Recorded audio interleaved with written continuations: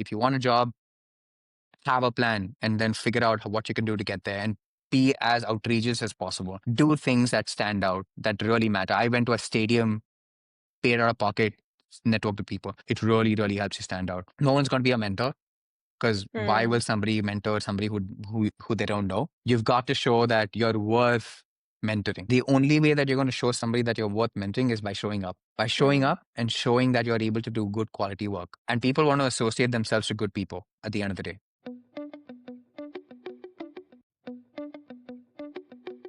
Welcome to Founders Without Borders. Joining us today for episode 2 of season 3 is Akash Bhat, who I first met when I moved to San Francisco. He's basically touched every aspect of the tech industry. He moved from Bangalore to the US for grad school, then started a job in private equity, then became an investor, then became a podcaster, and now he's a founder building a company called Leen. I'm so excited to share Akash's story with you. Be sure to take notes as you're listening to this episode. I promise you'll have a lot to learn from Akash's story. All right, Akash, welcome to Founders Without Borders. I'm super excited. I've been a listener of the podcast, and a lot of my friends have been on the show. So this is an absolute honor. Thanks for having me. Yeah, of course. Very, very excited to chat with you.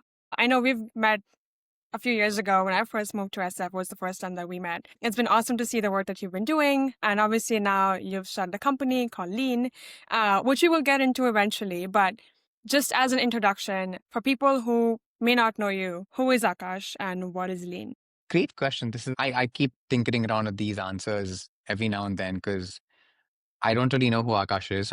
The best way to describe Akash is he's in work in progress. But the current version of Akash is somebody who has navigated multiple journeys across India and the US and within the US, coast to coast. I have played the role of an early startup employee way back in India. And that's how I started my career. I've been somebody who's been a VC, so I've also been on the other side of the table and supported a bunch of founders. I have worked alongside, a lot of investors and been an LP on the other side of the VC table as well. And today I play the role of a founder with Leen.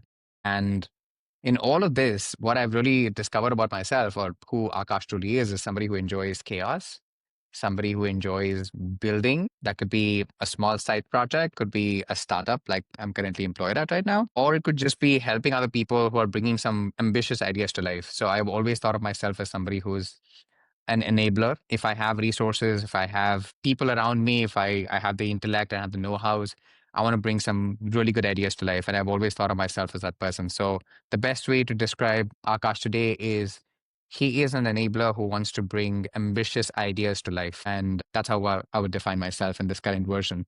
And what is Lean? Lean is a data infrastructure company in the cybersecurity space. The way we define ourselves is we're a unified API and data fabric for security. And for a lot of people who may not be familiar with cybersecurity as such, the easiest and simplest way to think about the company, and especially if you've worked in the tech industry, then the analogy that we make is it's either plaid or segment for security data.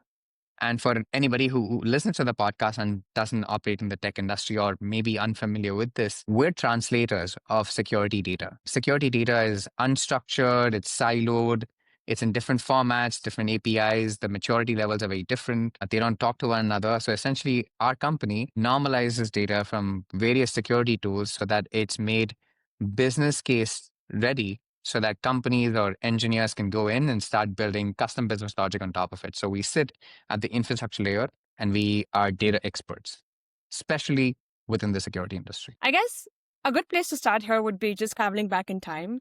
I know you grew up in India. Can you share a little bit more about where you grew up and what was a young Akash like? Yeah, I'm originally from Bangalore, a city that I hold very close to my heart. And anybody who knows me knows how biased I'm towards Bangalore. So that's where most of my life was spent for the first 24 years. What was a young Akash like? He was mischievous, which I still am. A lot of people who know me beyond my work persona kind of know the goofy side of me, the mischievous side of me. Somebody who's always up to pranks, somebody who's always intentionally making friends. That is something that's come very naturally to me since a young age. I've always looked up to people who've either, excelled at something at school, because typically, or at least growing up, there would be the nerdies And then there would be the people who are, the cool kids in the class, and there would be people who would, who do be a little bit of both. I always wanted to be a nerd, but I couldn't be a nerd. So I wanted to hang out with the nerds too. I wanted to be with the cool kids. I also wanted to be with the creatives of my class. So I was kind of like everywhere. So I think a young Akash was, ambitious. I don't think I've left that aspect behind. Like seventh grade was the first time I picked up a book that talked to me about the tech industry. And it was a book called The Second Coming of Steve Jobs. And that was the first time I was like, okay, I think I want to build a company at some point of time in my life. That was like the first, roots to eventually what became Lean, which was a good, I don't know, like 22 years later. I was into sports, which I still am. I used to play a lot of sports. I played about 8 sports growing up, and I got put into classes for all of them. And I've carried that competitive side of me because I think I was exposed to sport at a very early age. I like to read back then, which is a habit which unfortunately has fallen away over the years. Like most of us, we just get caught up with everything that's happening at work. And most of the stuff that I read today are like documents and sales collaterals and stuff that I need to put together for customer contracts and stuff like that. I wish I got a little bit more time to like read. But yeah, I had the best time growing up. I think Bangalore is such a beautiful environment. The people around me were fantastic. Many of whom still are in my life. And that's just because I loved people back then and I wanted to make sure they stayed in my life. And I would say a good chunk of people who I grew up with are still in my life. So yeah, Bangalore has a special place in my heart, and all of that connects back to my childhood and yeah, my growing up years. I think there's something beautiful about trying to keep the people that you grew up with still in your life. I think it gets really hard, and especially since you've since then moved away from Bangalore. I think Yeah. time zones generally make it really hard to do that. So it's nice that you've kind of maintained those relationships and tried to at least keep them close as much as you can. Yeah, it's one of those things. I think you and I were talking about this in a coffee shop the other day. You may not have grown individually at the same pace at which you or the other person may have, or you may not be in touch as much. But sometimes when you just talk to people, it just transports you to a different time. And I have people in my life who I speak to and I spend time with, or not from my world, which is the world of tech. And when I'm hanging out with them, it just feels like I'm transported back to my childhood. And there are people who've obviously grown emotionally, who've grown professionally, who I have different sets of conversations with. And over the years as well, because people have so much going on professionally, personally, and other things that are going on in their lives, you don't tend to remember a lot of people or make it a point to like keep in touch with them. And that's one of the things that's unfortunately happened in this age of social media. We just feel sending a meme is a great way of keeping in touch with people. And you need that one person with low ego who says, hey, I'm going to be the person who's going to make sure that we can get the band together or keep this friendship going. And I think I play that role. And I love playing Hmm. that role simply because I feel it's one way for me to keep in touch with the people that I love, but also at the same time, I want other people to hold each other accountable and be like, hey, if I'm not around, you guys should still meet up. You guys should still talk. You guys should still stay in touch. That's the only way that, we're connected to, like, at least I'm connected to my roots. And it's one of the hardest things to do. I mean, it's one of those things where you Oh you yeah. can't have an ego. I just feel my personality is just that I don't have a lot of ego, so it makes it easier for me to keep in touch with people even when, it's harder for them to keep in touch with. I love the point that you brought up about low ego because if I had to zoom out, if I didn't know anything about you, or if anyone didn't know anything about you, I think most people would label you as very successful, right? You have your own podcast, you do content creation, you have your own company, you've had this like insane stint in the professional world where you've gone from like one role to the other. You're a great community builder. And especially when it comes to starting a company or just navigating life through these different stages, I think there is a potential to build up ego, right? Like, wow, so many people know me. So many people have heard of me. How have you managed to maintain a low ego? Probably because I don't look at it from that perspective. I'll give you a quick example. I don't even know how this came up, but it's so timely that I'm also sitting in my podcast room and doing this. I don't know if you can see this. This was a set of letters that my best friend wrote to me when I left India to come to the US. It is titled Wow. Open When You Feel Like You've Achieved Something Great in Life. Wow. I have not opened it till date, and it still is pinned to my bulletin board because I don't think I've achieved anything that I'm proud of. Well, it may seem successful from somebody else's lens, and I think that's what's keeping me rooted. It's because I think I'm always on to something bigger. I don't really know what is it that the larger vision that I'm chasing. And I still haven't found what the purpose of life is, which is why I think that letter is going to be unopened for the longest period of time because I don't know what that is. And I will eventually figure that out, hopefully. And if I don't, then I think that's something that I can leave behind in a will saying, hey, I don't think I was able to figure that aspect of my life out. But one thing that I've noticed is you get caught up in somebody else's perception of you, then you're Mm. going to play this game of, oh, I think I'm well recognized. Oh, people are stopping me on the street. Oh, I've done so much. But if you're constantly chasing newer goals and you feel there's something totally different that's alien to you that you're about to attempt to do, then that's going to keep you rooted because you're always going to start from scratch. I'll give you an instance. I'm now training for a triathlon. I have no idea how to swim. I had to go and learn swimming classes at the age of 34 for the first time in a class where there were teenage kids who were picking things up much faster than I was. And 6 classes in, I'm still learning how to float. It's super humbling because there's always going to be some aspect of your life where either you will start from scratch or somebody else is going to be better than you. If you look at my career arc as well, I have entered spaces where I had no right to be. And what I mean by that is I didn't have the experience, I didn't have the education, neither did I have, I don't know, any family backing or whatever it may be that kind of got me there. My first job was in food delivery. No idea about anything about food. In fact, I'm one of the worst people to eat food with. You can ask anybody who knows me because I I have a remember very this. strict diet, which I haven't changed for the last 16 years. So, and I Wow. don't eat outside food. And it's been 16 years since, I've had anything that's greasy or fried or it's got high fat or concentrated or whatever, right? I don't do that. My job was in food tech. And what was my job? My job was essentially to go on board new restaurant partners and figure out what's working and what's not working. And I had to figure out my own way to evaluate those companies and come up with my own mechanisms to evaluate whether that's going to be a good fit for the company that I was working for or not. And then I worked in a startup accelerator. Again, no right to be where I was, coincidental. Somebody liked the work that I did, invited me. I was like, okay, I'll take on a new challenge. Then I moved to the US. While I was in business school, I attempted like 3 different paths. I did sales, which was purely across sports. Then I did consulting, which is across media.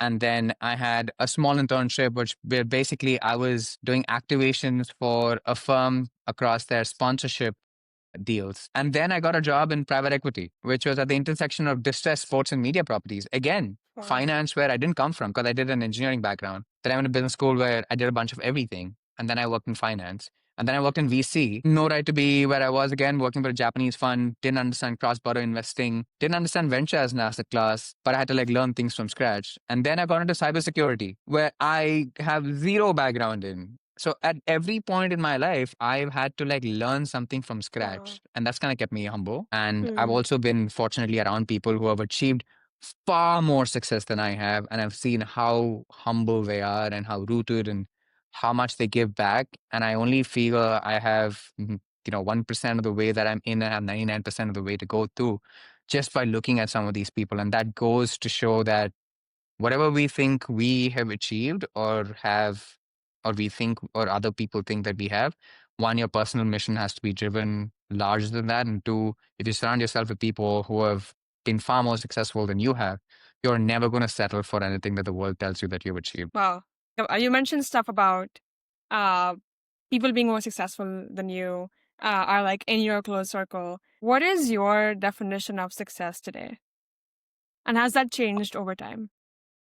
That's a fantastic question. It's definitely changed over time because when I was young, I always looked at success from a monetary perspective. And I felt if you have X amount of rupees, dollars in your bank, or if, X number of people know you, you're successful. The way I look at success today, and it's also evolved over time, right? Today, for me, success is, do I truly enjoy anything that I'm doing to a point where it also improves me? So if, for example, Mm. let's take the triathlon, right? Am I going to view the success as just me finishing the race or me wanting to finish top 10 in the race? I don't think it's measured by that. It's what can I do in the process? Is the process making me a better person? Am I getting more disciplined as a result of the training? Am I improving myself even 1% when it comes to nutrition? Am I reading more about what works for me and my body? Am I trying to understand the mental side of being an athlete? Is that whole process something that I'm truly enjoying? If I am, then I think that whole activity is a success. And I think that is the best definition of Going back to like the first question that you asked, like, who is Akash? I always tell people that if I have done or can do something, anybody can, because I think I'm the most average person. And I don't mean that from a place of humility. I actually mean that I don't truly have like a special talent. All I know is hard work and way to figure things out. Even on my LinkedIn, I have only one line bio which says the guy who figures shit out. That's literally my LinkedIn bio. And it's been the same for years because I've truly figured out the way of figuring things out. So if I'm enjoying the process of figuring something out, then I feel I've been successful at that activity. And today, my definition of success is, can I just fall in love with the process?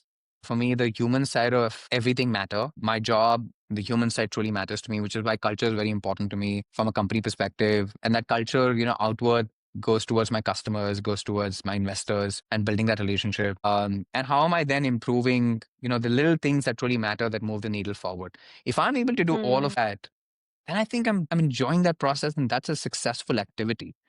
So for me, it's that process. And that is my definition of success today. It's hard not to measure it with something tangible, right? I mean, that's pretty much capitalism. That is pretty much what's drained into us since we're growing up, Yeah. right? Like the goal is to like get a nice job, get a high paying salary, and then keep earning. It's obviously different for everyone, but I think it definitely comes with some sort of self-realization, or at least some sort of thinking through these things and really understanding like, okay, does earning a lot of money really the only thing that will make me happy? Or is that really what I define as success for myself? Yeah. And I think what you talked about, like decoupling of the two, is like, okay, success doesn't necessarily mean that, but like for you, it is the growth that you've sort of encountered throughout the journey. And I guess the joy that you get from doing this particular thing that you're doing right now. Yeah. Because if I'm doing something that doesn't excite me, then I don't think no matter how much success I get from it, I will eventually know that I've not really enjoyed it. Even the podcast, right? 170 odd episodes, but then there was a time in between where I just wasn't enjoying the process. And I was getting a lot of inbound in terms of, the unicorn startups from India reaching out and saying, we want to be on the podcast. But then I took a pause and I said, for about 7 or 8 months, let me just not do anything with it. And it's okay if the podcast stagnates and it's okay if people forget that I used to do that bit because I had to rediscover my love for it. And it wasn't just having a very casual conversation with somebody. It's like, what am I doing? What is the evolution of the podcast? Like, obviously, initially it was about educating about the Indian ecosystem, but then can I get to know people a little bit beyond the persona that they wear? And I had to also then understand how does the structure fall into place? What do I want to ask them? What is my style? I had to understand my own style and I had to evolve my own style. So I said, you know what? Sometimes just taking a pause is also okay. You will realize that yourself or the part of you that you thought which started the activity is no longer the same self that's doing the activity and will never be the self that finishes the activity. You're constantly going to evolve. And in that evolution process, you need to meet your evolutionary self. You have to find your evolutionary self in that whole process and most people don't do it consciously. And sometimes taking a pause helps, sometimes talking to somebody helps, sometimes reflecting helps. But it's really important for you to like find that part of yourself in that whole process. It's just something that I spend so much time thinking about because a lot of things that I've started in life, which I've either left in between because I felt this is not for me. And it's okay if something is not for you. I don't think there's merit in pursuing something that's not worth it. Because doing something for the sake of doing is not going to get you somewhere. And it's going to leave you more dissatisfied than you actually think it would. So years of trial and error, I now know that if I'm not enjoying something, I just take a pause. I'm like, let's reflect. It's okay. The world can wait for you. Yeah, thank you for sharing that because that is a really good reminder for myself because I often find myself wanting to do 10,000 different things at the same time. And it's hard, right? When you really are so excited by pretty much everything on the planet. I Yeah. think the lesson for myself from what you just said is taking the time to pick something up and then let it sort of come to you and just kind of go through with it and see how it takes form. I think that's a very important reminder for sure. I think the next thing I would love to just kind of hear is understanding how the US came into the picture for you. I know we talked about you growing up in Bangalore, and you mentioned that you came to the US for your business school. How Yeah. did that sort of take place? How honest do you want me to be with this answer? There's only one answer that and nobody's asked me this question beyond like from a personal perspective, like on a public platform. The honest answer to this question is I wanted to get away from Bangalore. As hard as it is to say that out loud. And by that I mean there was a lot of things that were happening back home back then which just didn't seem to have the answers of how to deal with them. And it felt like the best way to do and cope with it is run away from it. And while I was thinking about it, I was thinking about where do I want to go? What is it that I wanted to do? And what might be a place that could be that early budding ground for me? And that thought process was just 6 months between, I would say, somewhere between April to like November. Out of nowhere, I started prepping for my GMATs and GREs. And in like 3 months' time, I took my exams. Did fairly okay in my exams. Didn't have to give a re-exam. So I thought I felt I had a pretty decent score, which obviously turned out to be that it was. But also I got rejections from Harvard and MIT and Wharton. And so essentially I was only left with Columbia and Northwestern. And I figured Columbia and New York was a much better brand and place. And of course, New York was that place where I've always wanted to go to because my mother was there when she was growing up, and she had obviously spoken so highly about it. And it kind of felt like media, entertainment, technology. I felt that was a place for me to be. And there were plenty of opportunities for me to pursue what I wanted to pursue. And it did. It kind of like rolled out that way as well. And I kind of like talked to you about, working in sport, media, and all of that. That kind of came into being because I had like a plan and said, I want to go to the US. This is what I want to do. It was more of, I don't want to be in Bangalore because I was going through a personal hell. And I'd just been through 4 years of undergrad, like 6 years before that, or 7 years before, leaving, where I didn't enjoy even one single day in college because I was doing engineering, which I didn't want to do. I grew up wanting to study journalism. I wanted to be a broadcast journalist. I wanted to be on television, tell stories, break news, get interesting sides of people out there in general and for people to consume. But unfortunately, that dream was short lived. And I did engineering where 4 years was an extreme struggle. And then I was working in an industry where, again, even though I worked in food and startups, I just still felt there was something bigger. And if I was going to be working in startups, I might as well work in Silicon Valley. And the goal was always to like move back to India. I was like, I'll go there, I'll learn something for like a couple of years, 4 or 5 years, and then I'd move back. But then as things went, good opportunity opened up, and another great opportunity opened up, and even better opportunity opened up, and I stayed behind. Everything happened in 6 months' time. And then I got my acceptance while I was driving my car. I still remember this. I don't think I'm ever going to forget this date. I was driving back from Kormangla in Bangalore to my house, and I had my then girlfriend with me in the car. And then I was driving, and I got this email, and I opened up the email while I was driving, and I just stopped the car on the side of the street, started crying. I was like, okay, I got into like a uni. Because for me, it was my ticket out of that situation that I was going through. November 26th is when I got my admit. By Jan 9th, I was in the US. In like 40 odd days, I had to put my finances together, get some scholarships and speak to people, like figure out life. I, in fact, flew from Bangalore to New York, not knowing where I was going to live because I had only applied to one place called the International House, which is like this hostel for, grad students. And they hadn't accepted me yet. I thought I just put a stellar application in place to do the whole application process for it. I was just confident that by the time I get on the flight and by the time I get off, I would have gotten an acceptance. And I had no backup plan. Had I not been accepted, the one odd thing I was going to do was, ring my friend up from school who I wasn't that great of friends with and say if I could crash on her couch. That was the only backup plan. But fortunately, when I landed, they accepted it. So I just went in and filled out the whole formalities and had a place. That's how quickly things moved for me. Wow.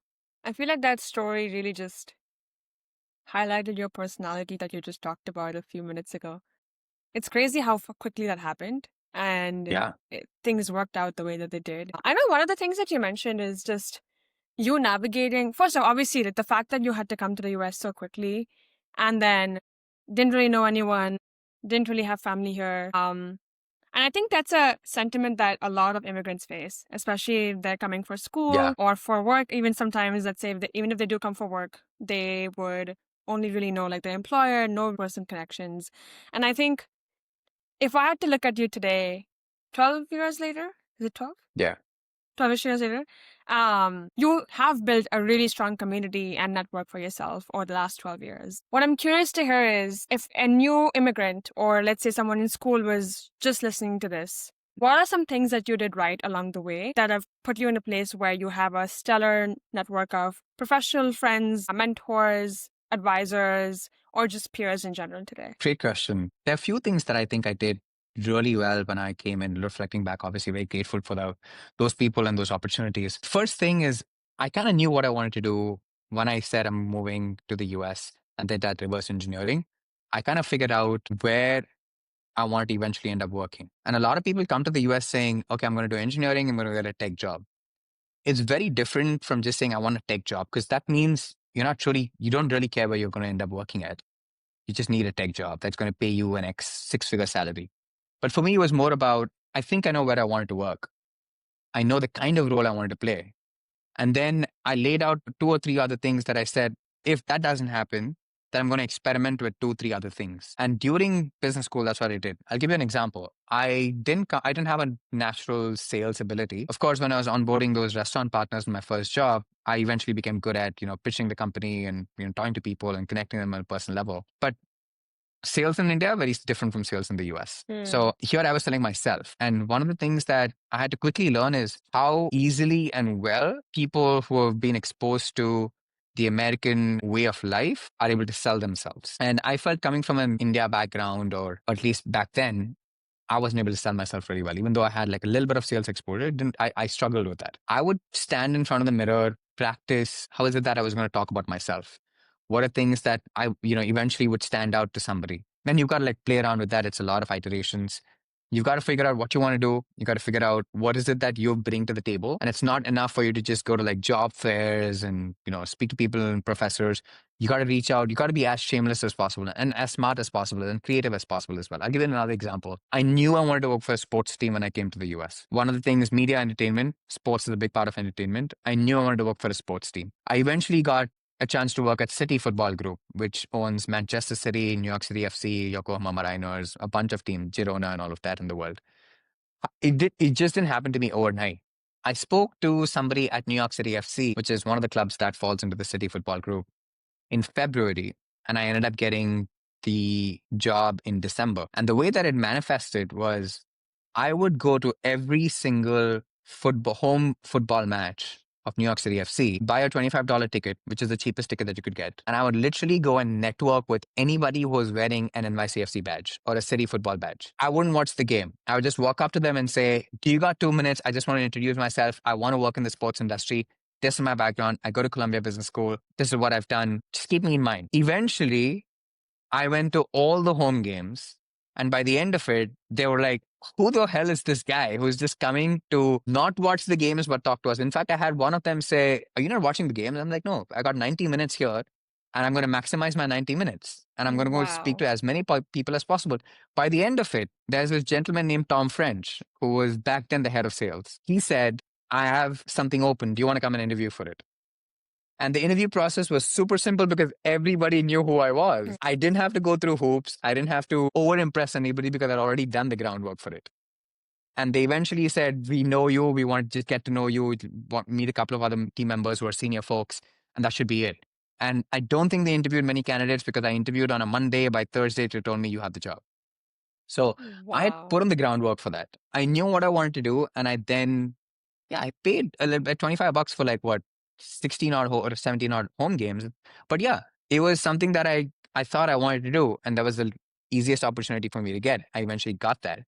But you've got to put in the effort. Just because you want to Columbia or just because you want to Harvard or Stanford or MIT or whatever university that you went to in the US doesn't give you the right to win, because there are 1,000 other students who are probably in the same program, probably smarter than you, probably got better grades than you, probably more work experience than you. What is your right to win when you walk into a room and there are two resumes that look freaking the same? It's what you do above and beyond. And it's the kind of work. So what I would do, there's some samples of my work today even exist on my website. I would go, and again, any job that I was trying to look at, I would do an audit of where the opportunities lay for that company.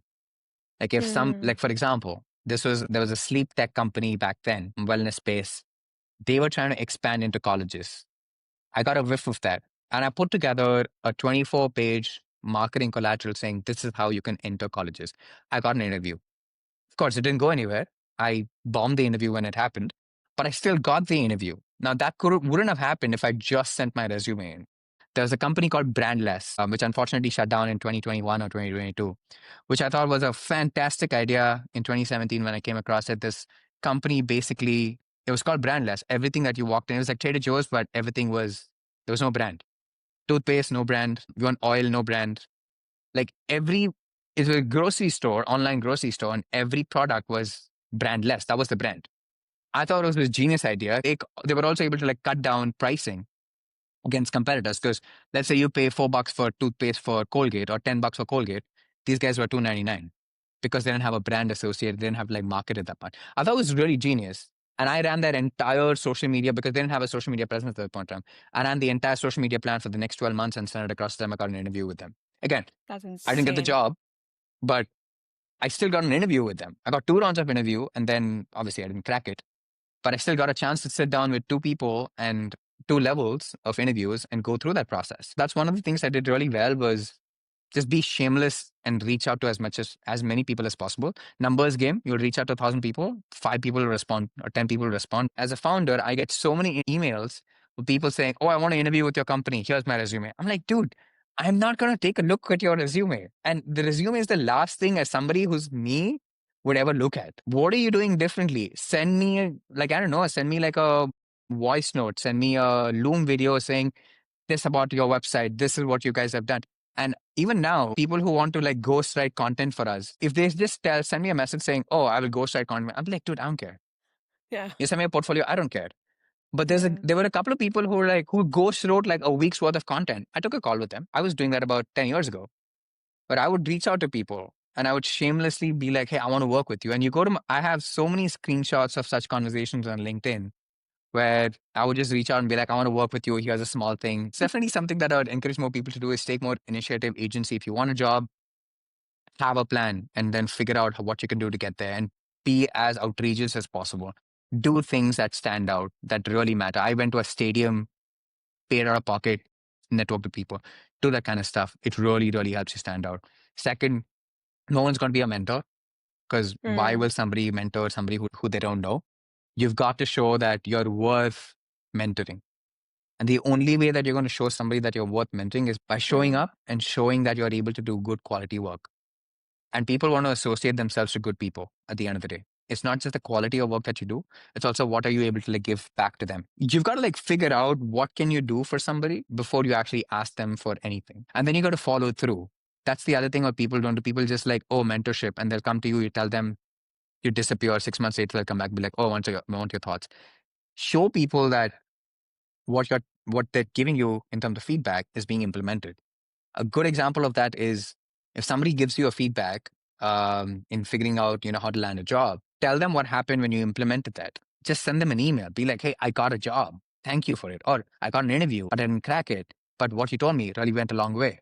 These are little things that people don't do. I have handwritten notes that I've written to like professors and people who I've been incredibly grateful to for just their resources and time.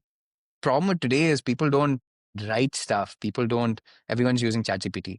Like a handwritten note goes such a long way. This is a handwritten note that I received from somebody that is, sits on my bulletin board. I collect this kind of stuff because these kind of people, they're very few in this world. They don't go the distance to like do this kind of stuff. And I truly love people who are truly thoughtful about the things that they do. You don't forget those kind of people. So if you're coming to this country for the first time, try and understand why you want to do something. What is it that you want to do? And then reverse engineer, how can I get there? And who are the people I need to know to get there? And what can I do for those people? How do I then get in touch with them? I feel like you shared so many insane stories that are like, so out of the normal now because no one's really going into anyone's office to like say I want a job.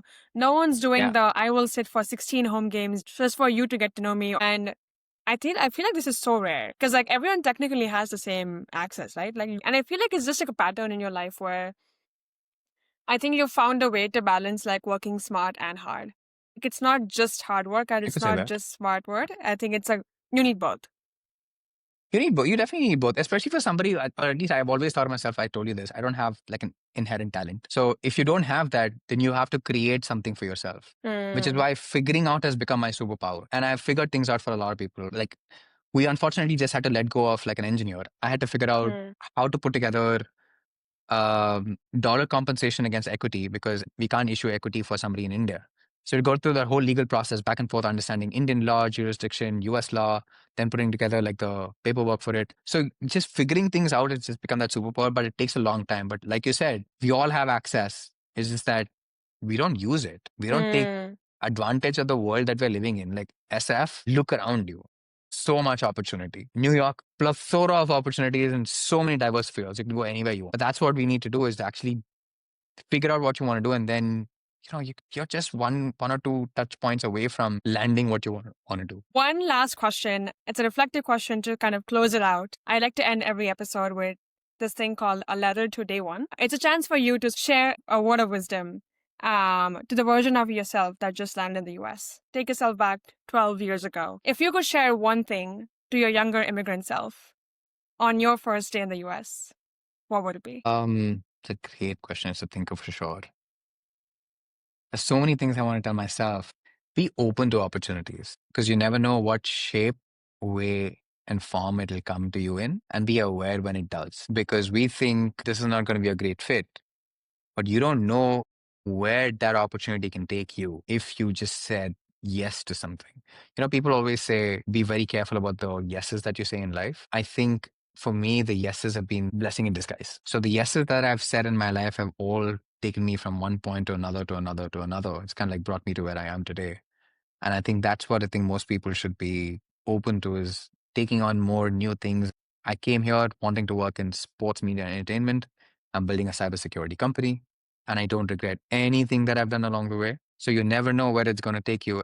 When things happen to you, when things don't go according to plan, just know that in 12 months' time, when you look back, life's going to look very different and you'll be grateful for that process. And I think you and I talked about in a couple of days ago. A year ago, at this point of time, I was in a very fragile mental health state.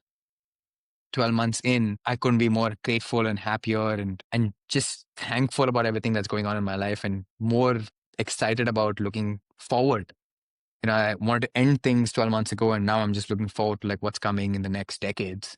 So life can look very different in a very short period of time. So if shit's going down today, know that it's going to be fine just 12 months from now or 6 months from now. It's all about just that perspective that you need and just be open to new things and opportunities. Wonderful. Thank you so much for your time and also just coming on the show and sharing your story. It's beautiful and I'm Thanks for having very, me. very excited to get this episode out.